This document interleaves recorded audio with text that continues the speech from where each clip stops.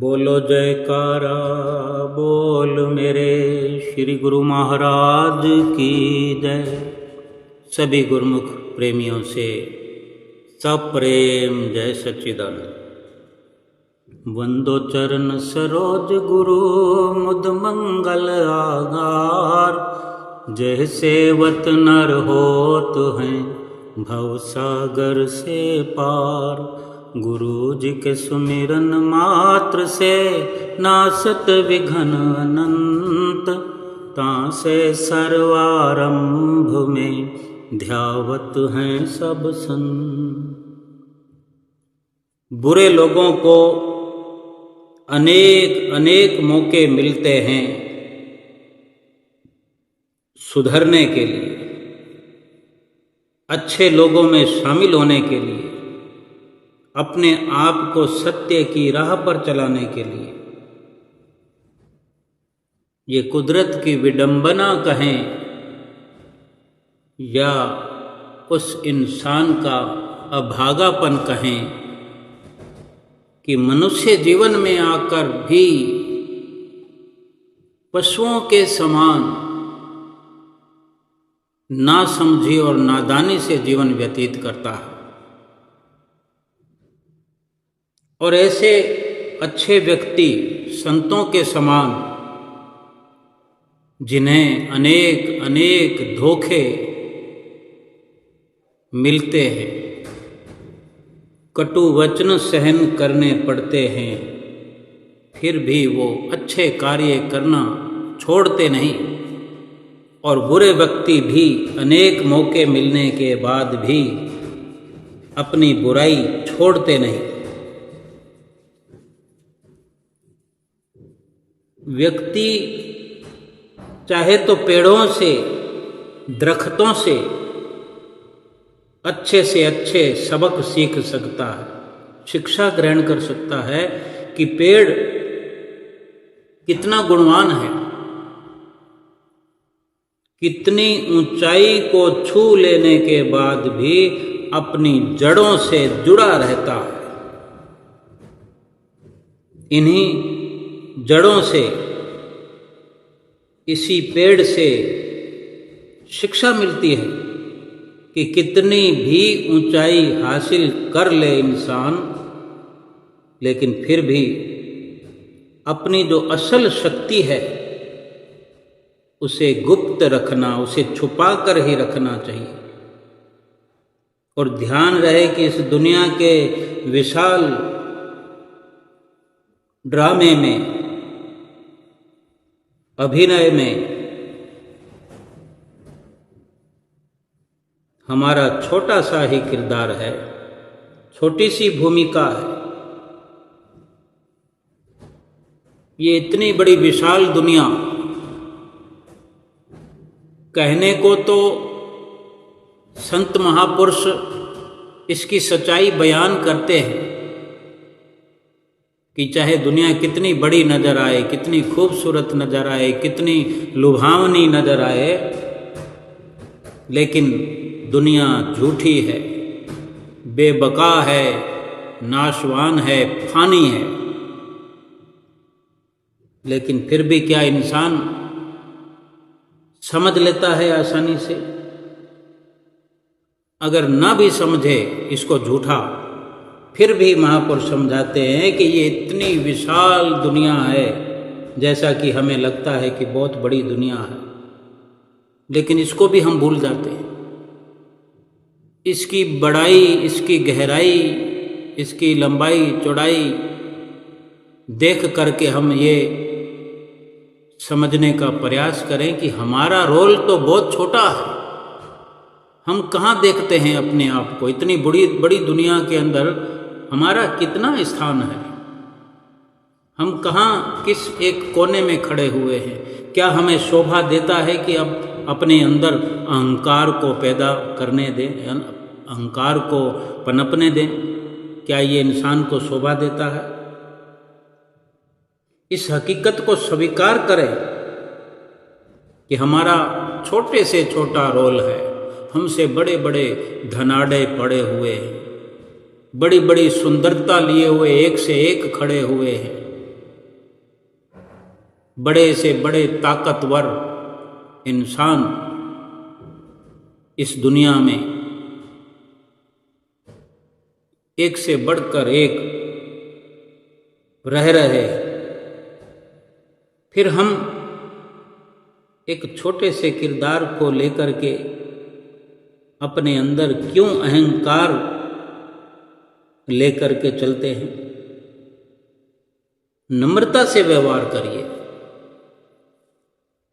हमको हर वक्त बेशक शान से चलें, शान से रहें, अपनी आन और बान और शान प्रभु से जोड़कर रखिए। अपनी जो जड़ है, जीव आत्मा का वजूद क्या है, इस इंसान का वजूद क्या है? अगर प्रभु से, परमात्मा से, सतगुरु से इसका जुड़ाव नहीं है, इसका मिलन नहीं है, बिछड़ापन है, बिछड़ गया है, और मनुष्य जन्म पाकर भी लगातार बिछड़ा हुआ ही रहे, फिर इंसान का वजूद ही क्या है? बिछड़ा हुआ तो 84 लाख योनियों में भी था। जीवात्मा बिछड़कर परमात्मा से ही तो 84 लाख योनियों में भटकती रही है, और अब भी परमात्मा से, सतगुरु से, सतगुरु के नाम से जुड़ाव नहीं हुआ है, तो अहंकार किस बात का है? आज भी पशुओं की श्रेणी से कम स्थान नहीं है इंसान का।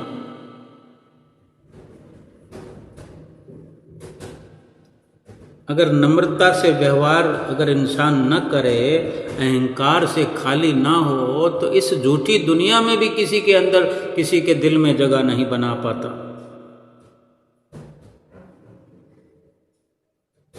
और ये इतना अनमोल जो जन्म मिला है, जो रोल मिला है, छोटे से छोटा, इसको अगर ठीक से निभा पाएं इस दुनिया में, अगर इंसानियत के दम पर अपने वजूद को कायम कर सकें, इस जन्म में सतगुरु से मिलन करके, सतगुरु से शिक्षा ग्रहण करके, सतगुरु के चरणों से जुड़ करके इस छोटे से किरदार को लेकर एक बड़ी हस्ती परमात्मा के साथ मेल हो सकता है। लेकिन अगर उसी परमात्मा को भूले रहें, बेखबर रहें या लापरवाह रहें, जानबूझकर अनजान बने, फिर कैसे मुमकिन हो कि हम अपने वजूद को कायम रख सकेंगे? जैसे 84 लाख योनियों से भटकते भटकते एक योनि से निकलकर दूसरी में, दूसरी योनि से निकलकर तीसरी में, कोई शरीरों की कमी नहीं है। कमी तो इस मनुष्य शरीर की थी, मनुष्य जीवन की थी, जो आज हमें मिला है। 84 लाख योनियों में कहाँ कमी है?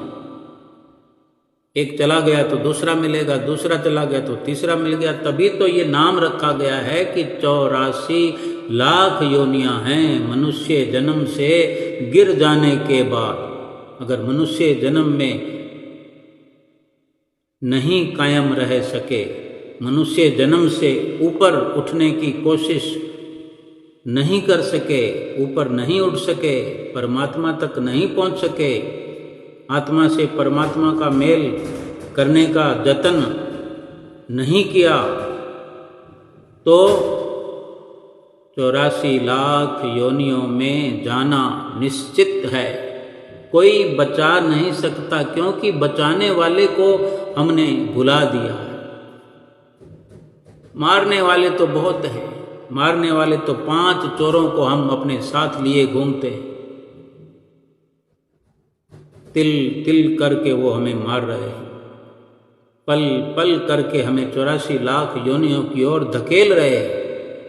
ये काम, क्रोध, लोभ, मोह, अहंकार हर पल इनका जो सरदार है मन, ये हर पल हमसे ऐसे कर्म ही तो करवा रहे हैं कि हम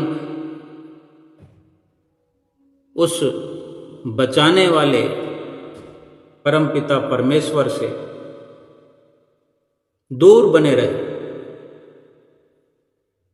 क्योंकि उस बचाने वाले की कृपा से, उसी के उपकार से तो ये मनुष्य जन्म मिला है। और फिर उसी को भुला कर बैठे हुए हैं, उसी को हर वक्त नज़रअंदाज कर रहे हैं। संतों महापुरुषों के सानिध्य में आकर भी लापरवाही पे लापरवाही किए जा रहे हैं।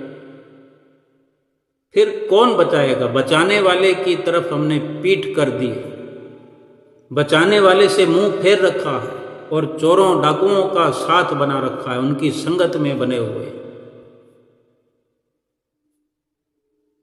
आशा, तृष्णा, कामना, काम, क्रोध, लोभ, मोह, अहंकार, ये चोर डाकू लुटेरे ऐसे भयंकर विनाशकारी ये लुटेरे हैं कि इस हाथ में आए हुए अनमोल जन्म को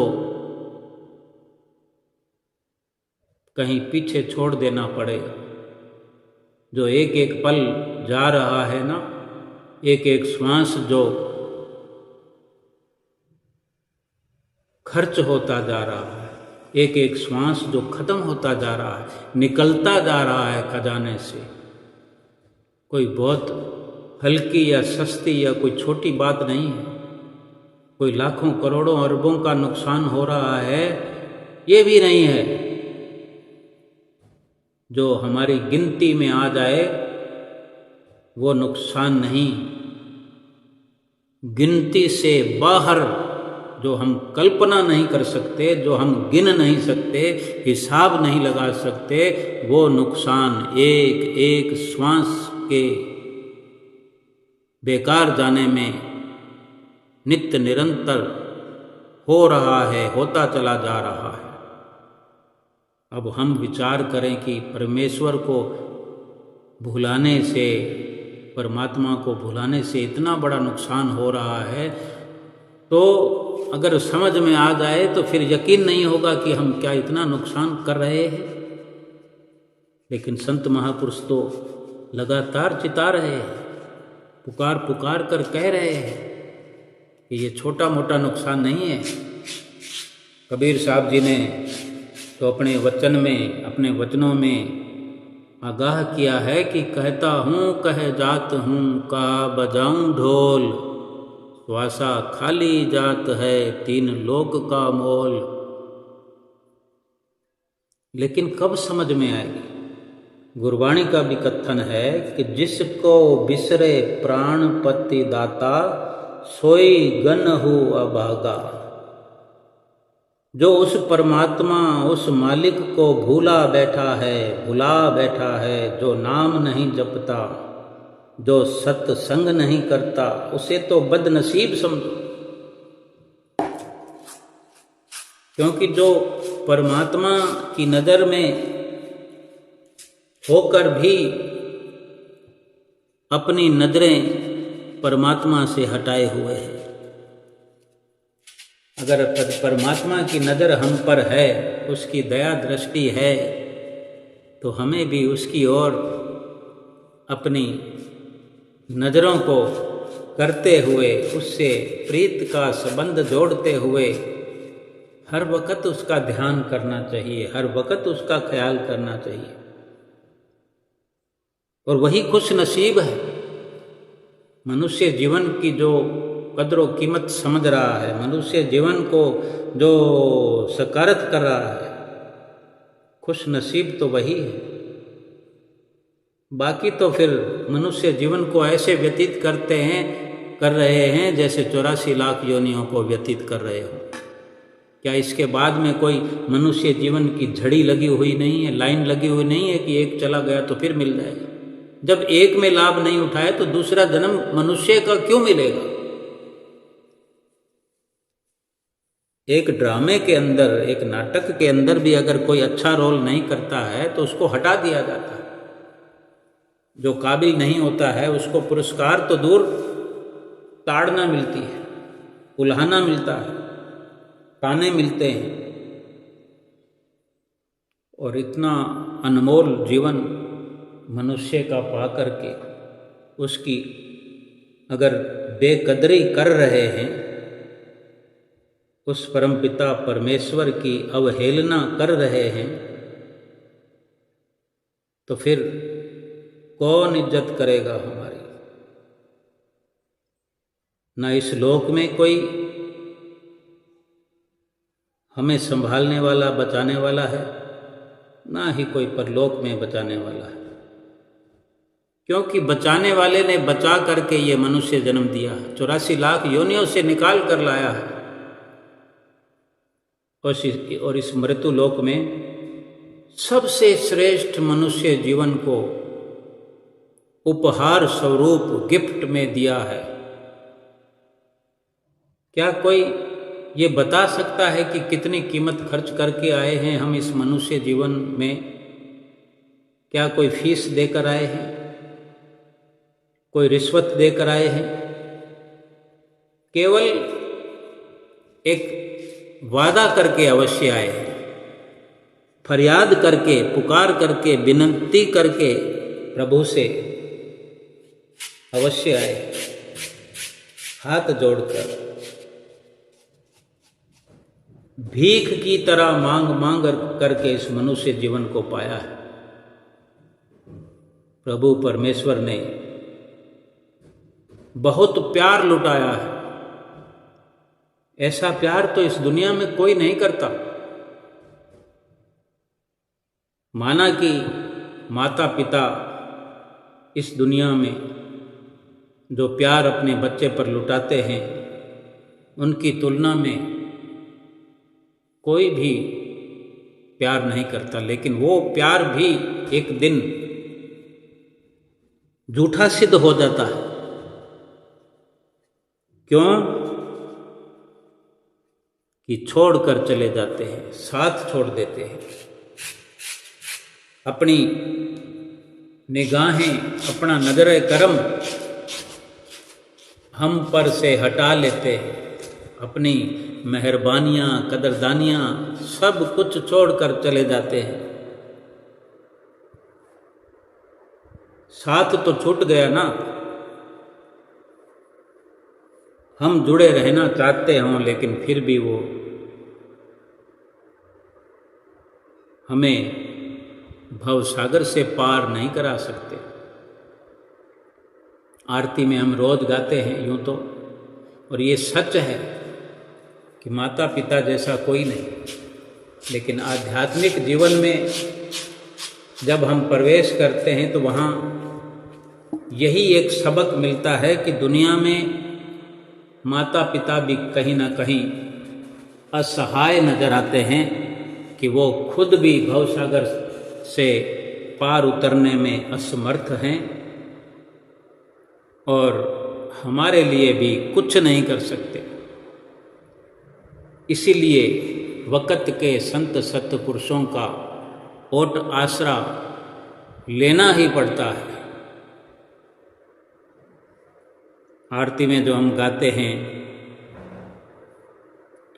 हरि कृपा कर जन्म दियो जगमात पिता द्वारे, उनसे अधिक गुरु जी हैं भवनिध से तारे। ओम जय श्री जगतारण। उन माता पिता से अधिक तो सतगुरु जी हैं जो भव निधि से तारने वाले हैं, सभी को पार उतारने वाले हैं। ये जीवन की गाड़ी भक्ति करते हुए चलती चली जाए, कहीं रुके नहीं, भक्ति प्राप्त होती रहे, श्वास सुमरन में लगते रहें, सेवा में लगते रहें, सत्संग में लगते रहें। जब जब संसार के काम धंधे करते हैं तो चित्त वृत्तियाँ दिल में प्रभु का प्यार बसा रहे, हाथों पैरों से काम करते रहें, पैसा कमाते रहें, संसार का कार्य व्यवहार करते रहें। कर से कर्म करो विधि नाना, मन में राखो कृपा निधाना।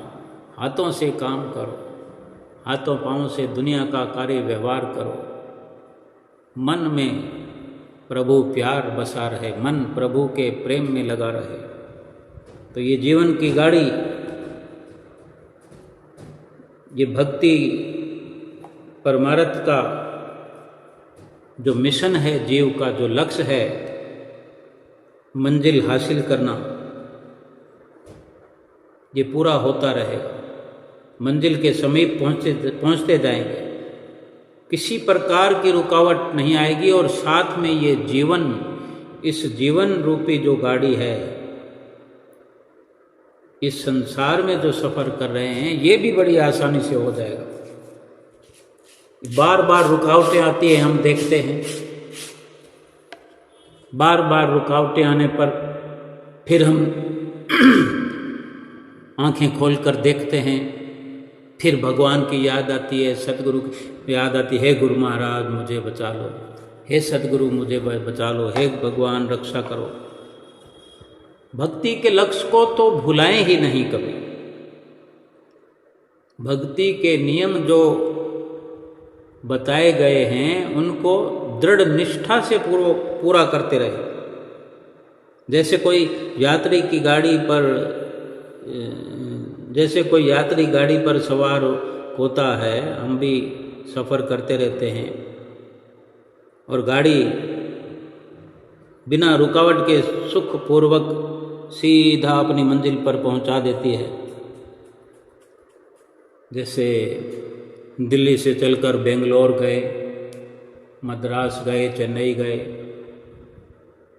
कश्मीर से कन्याकुमारी तक जाओ, भले कहीं भी सफ़र करो, बिना रुकावट के खुशी खुशी गाड़ी अपनी मंजिल पर, मकसूद पर हमें पहुंचा देती है। तो हम यात्री बने हुए जब सवार होते हैं गाड़ी में और मंजिल पर पहुंचने वाले होते हैं, तो कितनी खुशी होती है, कितना आनंद आता है कि हमारी मंजिल अब नज़दीक आने वाली है, हमारा स्टेशन आने वाला है, हमारा शहर आने वाला है, और कैसे हम अपने लक्ष्य तक पहुंच जाते हैं। ऐसा हमें लगता है कि अब पहुंचने वाले और पहुंच जाते हैं। अगर किसी कारणवश गाड़ी रुक जाए, इंजन में खराबी आ जाए, कुछ और घटना हो जाए, दुर्घटना हो जाए, कई कारण होते हैं कि कोई लाइन खराब हो जाए या किसी कारण से गाड़ी रुक जाती है, तो कैसे यात्रियों में, हम भी अगर उनमें बैठे हुए हैं, तो किस प्रकार खलबली मच जाती है कि जाने क्या होगा, कब वो रुकावट दूर होगी, कब गाड़ी वापस चलेगी। अभी पहुंचने वाले थे, बीच में कहाँ फंस गए, बियाबान जंगल हो जहाँ पानी भी ना मिलता हो। परेशान होते हैं, चिंतित होते हैं। अगर 1 घंटा, 2 घंटा, 4 या 6 घंटा लेट हो गए तो कितनी परेशानी हो जाती है। और गाड़ी रुकी हुई होने पर कैसे कैसे विचार आते हैं कि हमें मंजिल पर पहुंचना था, थोड़ी देर का सफ़र था। तो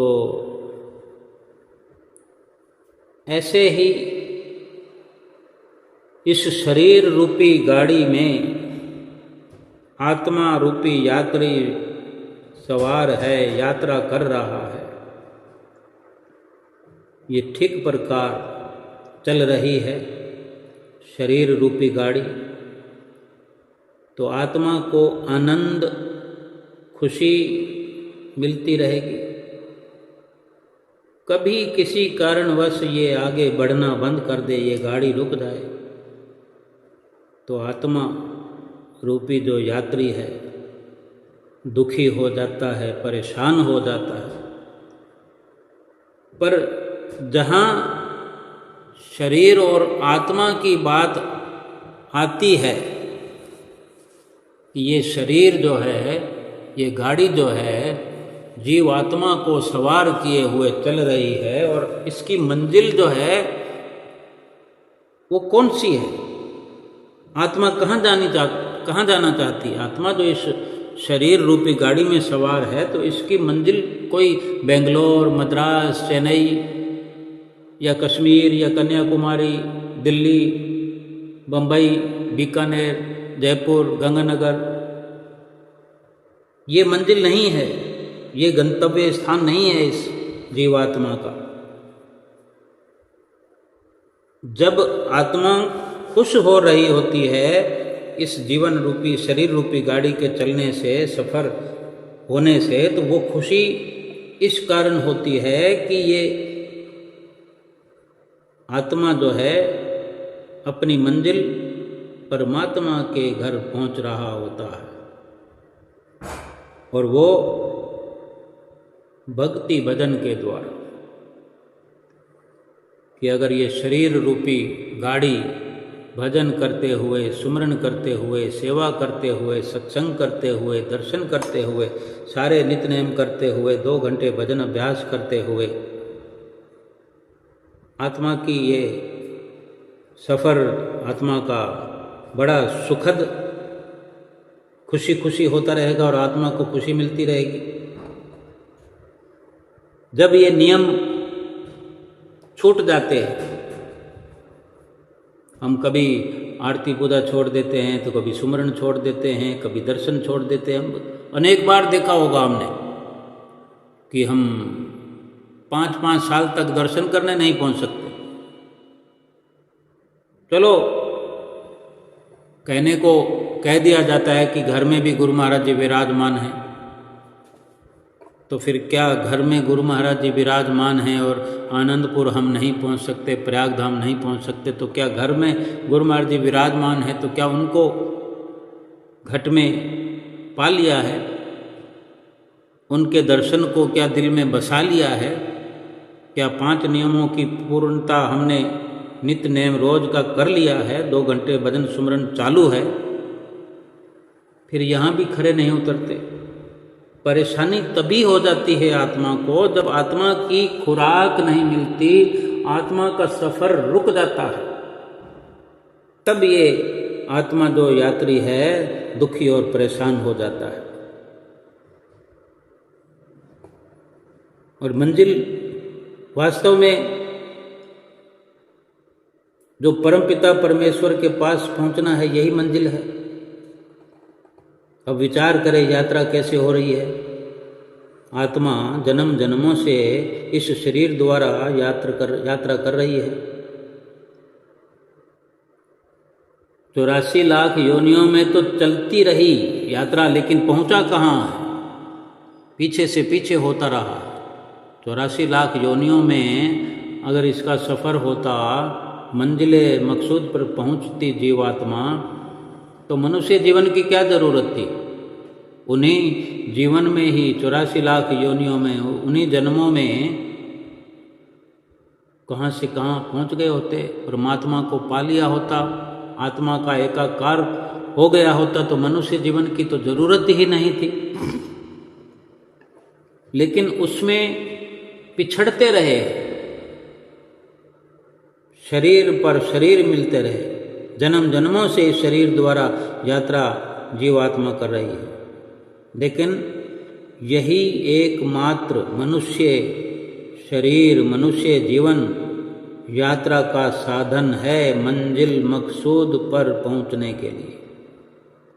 एक गुरुमुख, एक भक्त, एक सेवक सही तरीके से लाइन से चलता जाए, सफ़र करता जाए, जैसे कि महापुरुषों ने साधन बनाए हैं, नियम बनाए हैं, यही सीधी लाइन है।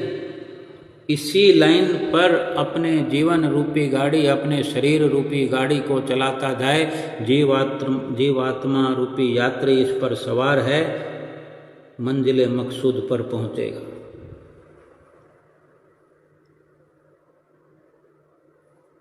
और इसी प्रकार से ही सफ़र करके महापुरुषों ने जो लाइन बनाई है, इसी पर गाड़ी चला करके जीवन रूपी ये जीव मंजिल मकसूद पर पहुंच सकता है। उनके बनाए हुए नियमों व सिद्धांतों पर आगे बढ़ता जाएगा तो गाड़ी बिना किसी रुकावट के आगे बढ़ती जाएगी, गंतव्य स्थान पर पहुंच जाएगी। आत्मा प्रसन्न व प्रफुल्लित होगी, लक्ष्य भी पूरा हो जाएगा। और इसके अलावा भी मंजिल मकसूद का प्रकार महापुरुष बताते हैं कि परमात्मा, आत्मा को परमात्मा से मिलाना तो मंजिल है ही। उसको खोल खोल करके समझाते हैं, विस्तार कर करके बताए हैं कि महापुरुषों ने क्या फरमाया है अपनी वाणियों में। गुरबाणी के वचन हैं, फरमाते हैं कि भई प्रापत मानुख देहोरिया, गोविंद मिलन की एह तेरी बरिया। बरिया यानी बारी, गोविंद यानी प्रभु भगवान परमेश्वर, उससे मिलने की ये बारी है। क्या? ये मनुष्य देह, मानुखा देह। भई मतलब भई प्रापत, भई ये जो मनुष्य देही मिली है, प्राप्त हुई है, ये गोविंद से मिलने की ही बारी है, अवसर है। मनुष्य जन्म की मंजिल मकसूद मालिक से मिलना है, और इसी हेतु, इसी कारण ही ये शरीर रूपी गाड़ी मिली है कि इस पर सवार होकर अपनी बागडोर महापुरुषों को, समय के संत सतगुरु को सौंप दे, उनकी आज्ञा अनुसार चले तो ये गाड़ी सुखमय आनंद पूर्वक मंजिल मकसूद तक पहुंच जाएगी। जिस जो आत्मा है, इसको जन्मों जन्मांतरों से लगन लगी हुई है, जन्मों जन्मांतरों से बेताब है। जैसे एक पुत्र पिता से बिछड़ जाए, आज अगर मेले में एक पुत्र पिता से बिछड़ जाए, उसकी क्या दशा होगी? केवल पुत्र की नहीं, पिता की भी। दोनों का एक दूसरे के बिना अधूरापन ही रहेगा। जबकि ये झूठा संबंध है और आत्मा और परमात्मा का शाश्वत संबंध है, सच्चा है। और अजर अमर आत्मा और परमात्मा का वजूद है। तो उनसे, परमात्मा से अगर आत्मा बिछड़ी हुई है तो सोचो दोनों की क्या दशा है।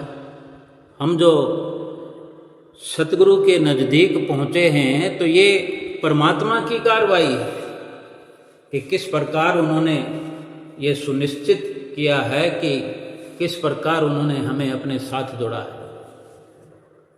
क्या हमारे अंदर कोई कला है कि हम अपनी काबिलियत से वक़्त के संत सतगुरु से जुड़ सके? ये गलियां, मोहल्ले, बाजार, कॉलोनियां भरी पड़ी है। मनुष्य जीवन में आकर भी क्या सभी वक़्त के संत सतगुरु की चरण शरण में पहुंच गए हैं?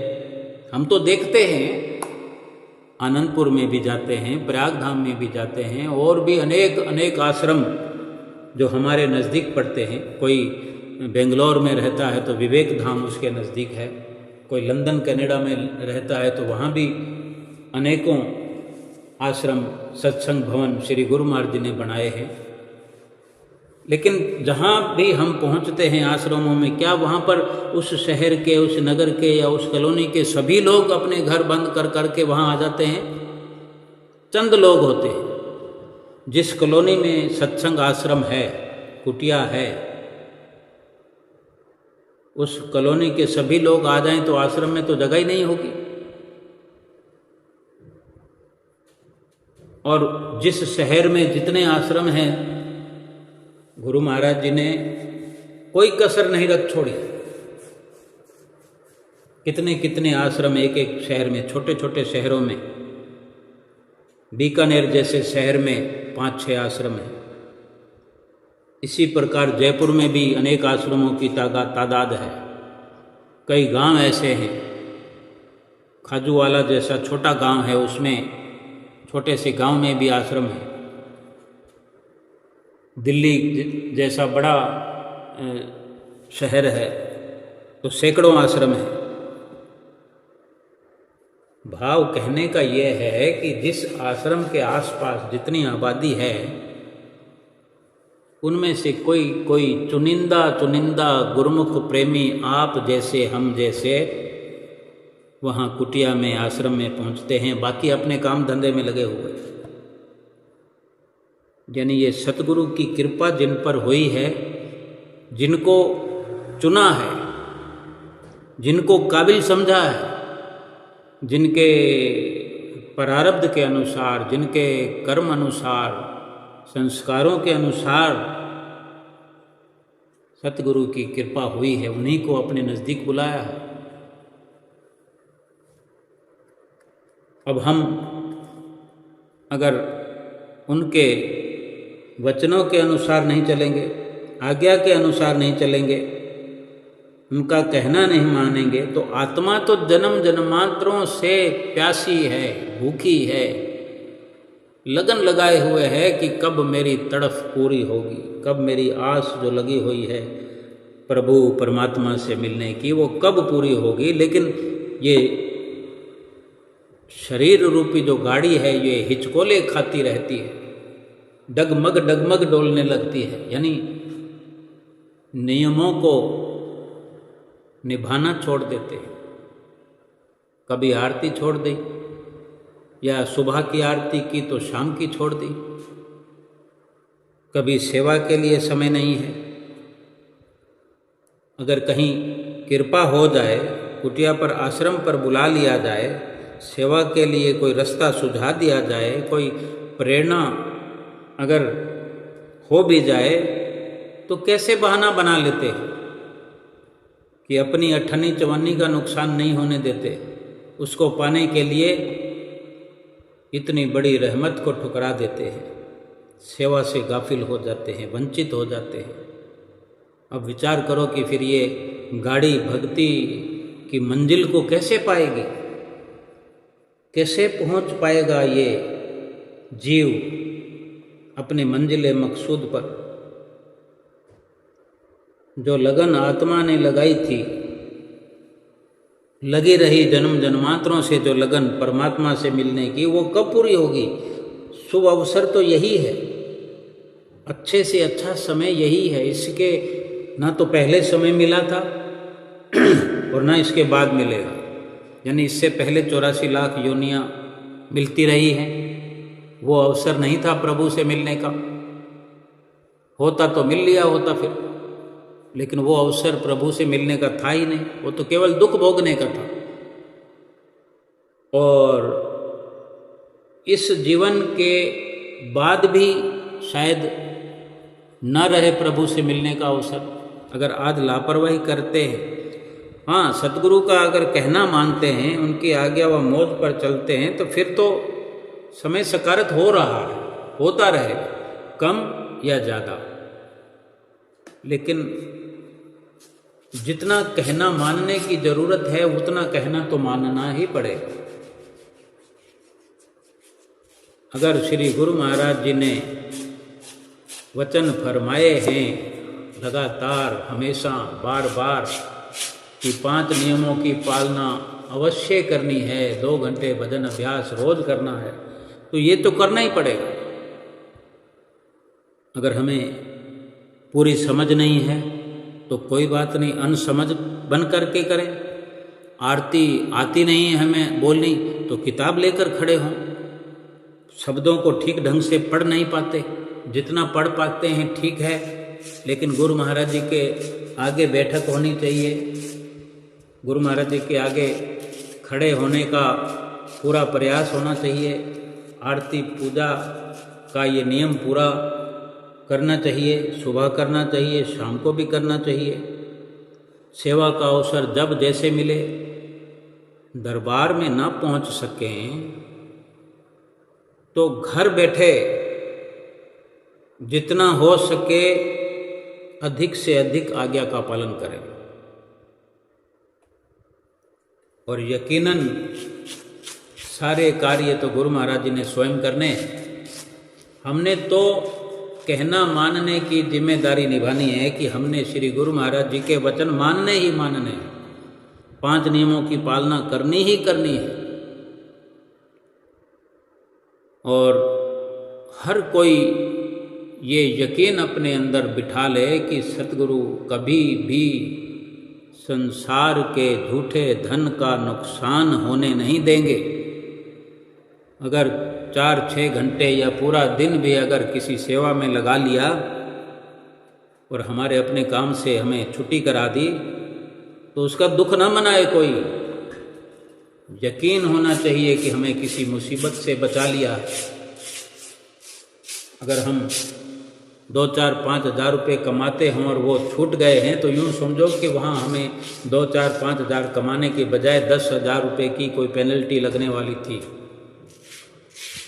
हम अपने 2-4-5 हज़ार रुपये निकाल करके ये हिसाब लगा लें कि फिर भी हमें 5,000 रुपये बच गए। लेकिन ऐसा यकीन भी तब आएगा जब हम सुमरन करते होंगे, 5 नियमों की पालना करते होंगे, गुरु महाराज जी पर पूरा यकीन करते होंगे, विश्वास करते होंगे, दृढ़ श्रद्धा रखते होंगे, सत्य का संग करते होंगे। इसलिए जरूरी है कि सतगुरु की आज्ञा का पालन करते जाएं। फिर अपने आप सब कुछ होता चला जाएगा।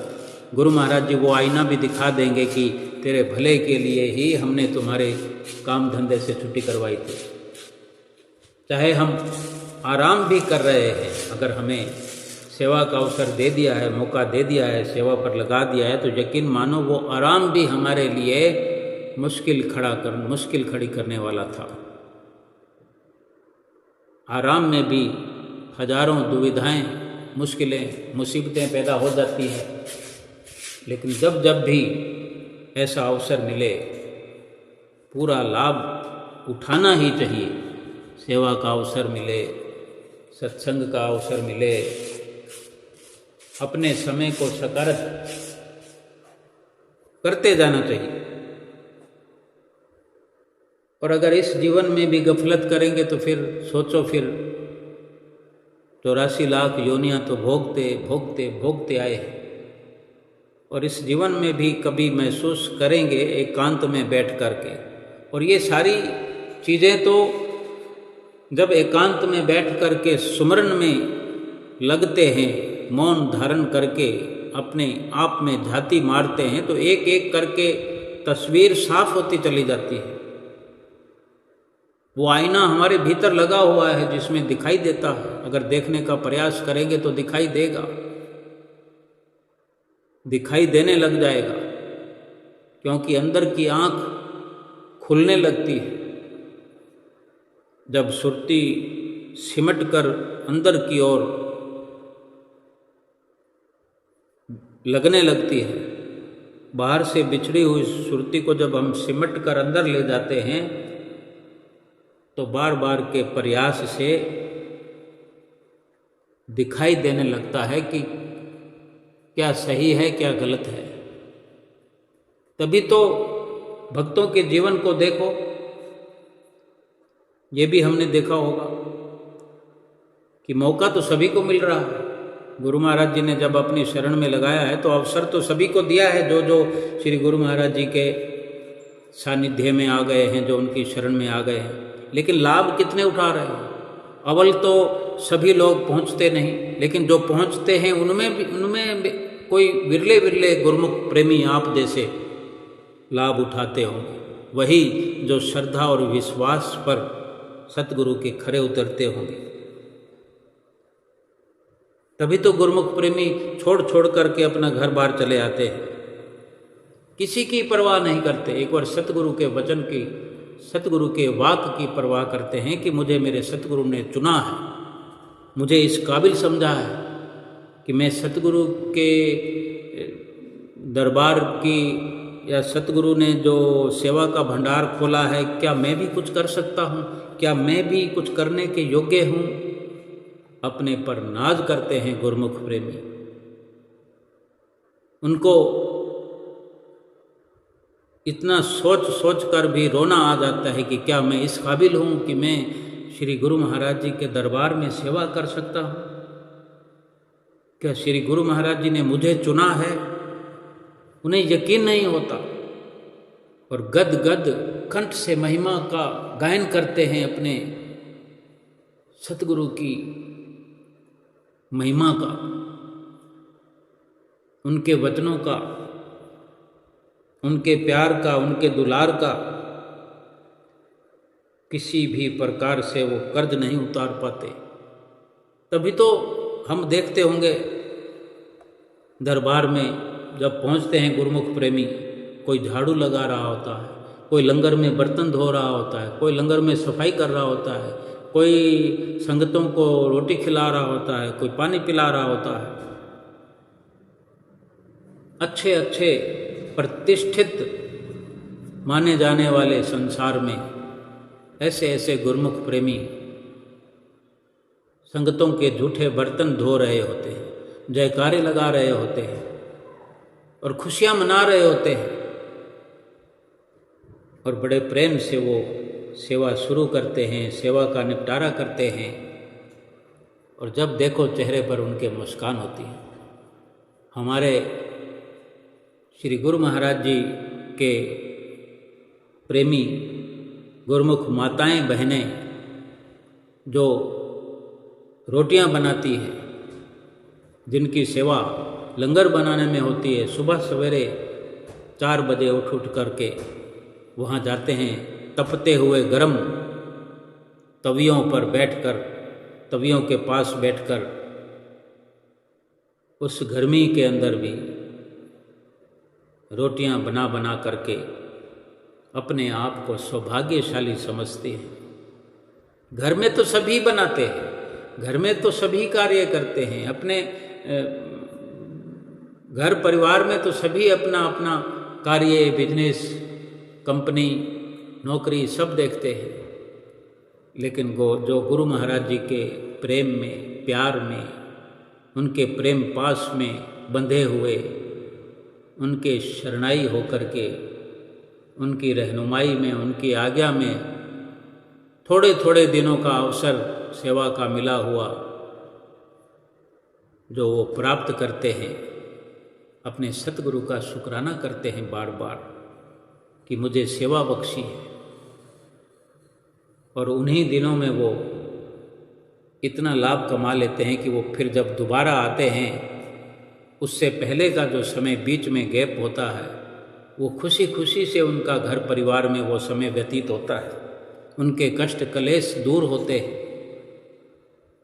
जो श्रद्धा और विश्वास से इस प्रकार भक्ति में चलते चले जाते हैं, उनके शरीर रूपी गाड़ी पर ये जीवात्मा जो सवार है, ये अपने सफ़र को खुशहाल बनाते हुए अपने मंजिल मकसूद पहुंच जाती है।